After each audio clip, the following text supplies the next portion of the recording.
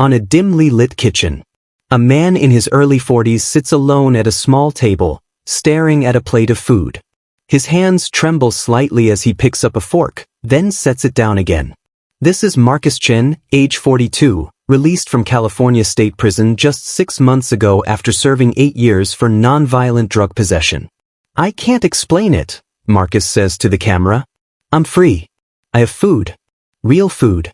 But something inside me is broken." He pushes the plate away, untouched. Over 600,000 people are released from American prisons every year.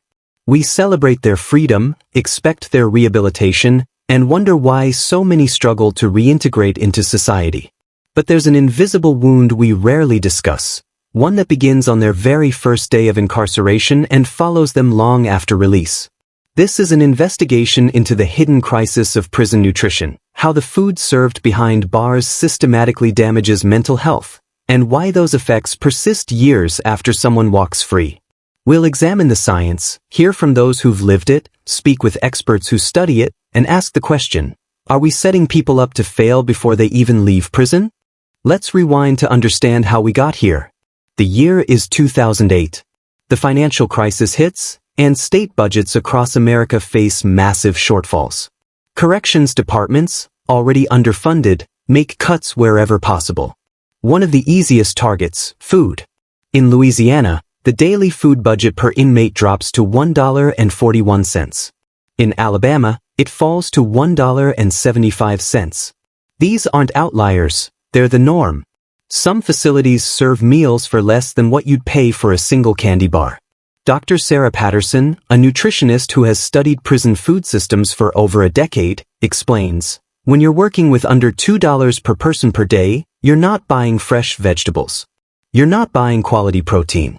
You're buying the cheapest industrial food products available, high in refined carbohydrates, loaded with sodium, virtually devoid of essential nutrients. Walk into any prison cafeteria and you'll see the same pattern. Processed mystery meat, instant mashed potatoes, white bread, canned vegetables boiled until gray, fruit cocktail in heavy syrup. Breakfast might be a small portion of oatmeal or cold cereal.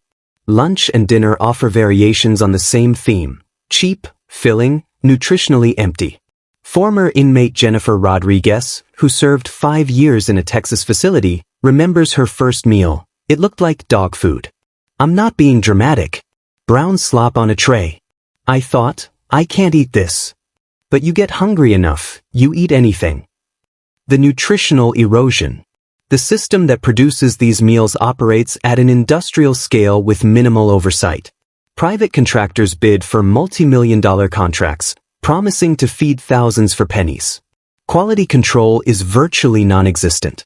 Fresh food spoils, so it's avoided. Preparation staff are often inmates themselves, with minimal training and no culinary standards to meet. But this isn't just about unappetizing food. The science reveals something far more concerning. The human brain requires specific nutrients to function properly. Omega-3 fatty acids support neural communication. B vitamins regulate mood and energy. Iron carries oxygen to brain cells. Zinc affects emotional regulation. Vitamin D impacts serotonin production. Magnesium helps manage stress and anxiety. Prison diets are systematically deficient in all of these. A 2019 study published in the Journal of Correctional Healthcare analyzed meal plans from 32 state prisons. Researchers found that 89% failed to meet basic USDA nutritional guidelines. Most critically, they found severe deficiencies in nutrients directly linked to mental health. Omega-3 fatty acids were essentially absent, B vitamin levels were below recommended minimums, and fresh fruits and vegetables, primary sources of vital micronutrients, appeared only sporadically. Dr. Michael Huang, a psychiatrist who works with formerly incarcerated individuals, puts it bluntly, we're essentially conducting a long-term malnutrition experiment on a captive population. And then we act surprised when they exhibit symptoms of malnutrition, depression, anxiety, cognitive impairment, poor impulse control. The effects begin almost immediately. Marcus Chen recalls his first months inside. By week 3, I felt different. Foggy. Angry for no reason. I'd snap at people over nothing. I thought it was just the stress of being locked up, but looking back, I think my body was screaming for real nutrition.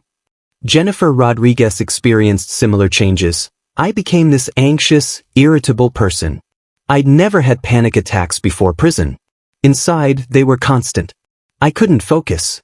Couldn't sleep. Everything felt overwhelming. These aren't isolated anecdotes. A British study that improved prison nutrition by adding omega-3 supplements and reducing processed foods found a 37% reduction in violent incidents and a 26% reduction in antisocial behavior. The connection between nutrition and mental state isn't theoretical, it's measurable. Now fast forward to the day of release. After years of nutritional deprivation, individuals walk out of prison with invisible damage. Their bodies have adapted to chronic deficiency. Their brains have been functioning in survival mode.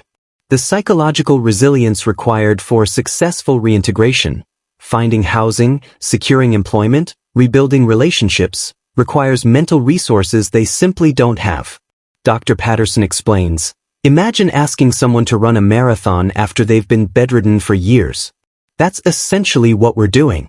We're releasing people whose brains have been systematically deprived of the building blocks they need for emotional regulation, stress management, and cognitive function, and then expecting them to navigate one of the most challenging transitions of their lives.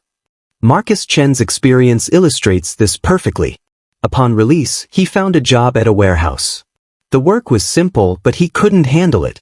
I'd forget instructions immediately after hearing them. I'd have these outbursts, just lose my temper over small things. My supervisor would look at me like I was crazy. I felt crazy. I knew I was messing up, but I couldn't control it. He lost the job after 6 weeks. Then another. And another.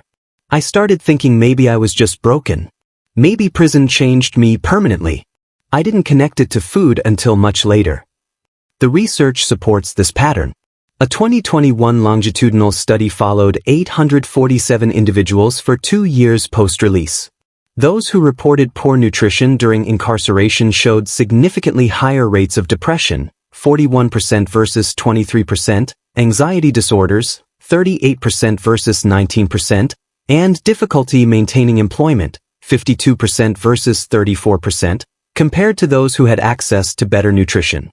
Dr. Huang sees the consequences daily in his practice. I work with clients who are trying so hard. They want to succeed. They want to stay out. But they're fighting with one hand tied behind their back. The cognitive impairments, the emotional dysregulation, the persistent low mood, these are all consistent with prolonged nutritional deficiency. And most people don't even realize that's what they're dealing with. Jennifer Rodriguez struggled for 3 years after release. She experienced persistent depression, difficulty concentrating, and what she describes as this constant feeling of dread. I'd go to job interviews and just blank. I couldn't think straight. I'd get home and cry because I knew I'd blown another chance. I started thinking about going back to drugs because at least then I felt something other than this fog. She eventually found a community health program that included nutritional counseling. Within months of improving her diet, adding fish, leafy greens, whole grains, and cutting processed foods, she noticed changes. It sounds too simple, but it was like someone turned the lights back on. I could think clearly for the first time in years. My mood stabilized. I could actually imagine a future again. The question we must confront is this: what is the purpose of incarceration? If the answer includes rehabilitation and successful reintegration into society, then we are failing spectacularly. We cannot starve someone's brain for years and expect them to emerge ready to contribute to their communities. This isn't just a moral issue, it's a public health crisis and an economic one. The annual cost of recidivism in the United States exceeds $70 billion. 2/3 of released individuals are rearrested within 3 years. While many factors contribute to recidivism, emerging research suggests that nutritional rehabilitation could be one of the most cost-effective interventions we're currently ignoring. A pilot program in Oregon that provided nutritional education and food assistance to released individuals showed a 19% reduction in recidivism over 18 months. The program cost $47 per participant per month. The average cost of reincarceration is $35,000 per year.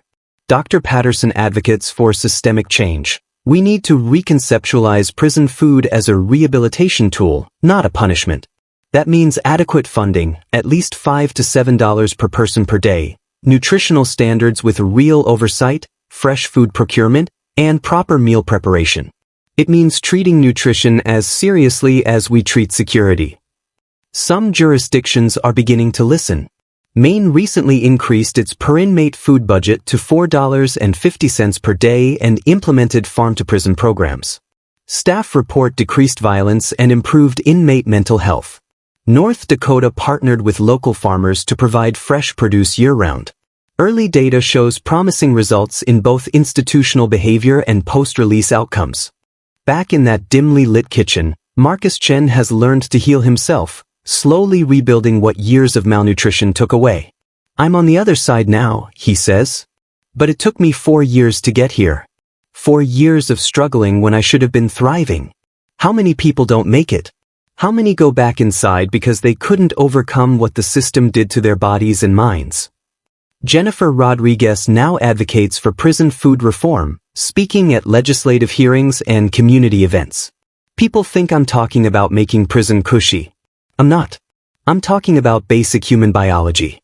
Feed people real food, and you get people who can actually change their lives when they leave. Starve them, and you guarantee failure. It's that simple. More than 2.3 million people currently sit in American prisons and jails, eating meals we wouldn't feed our pets. They will eventually be our neighbors, our co-workers, members of our communities.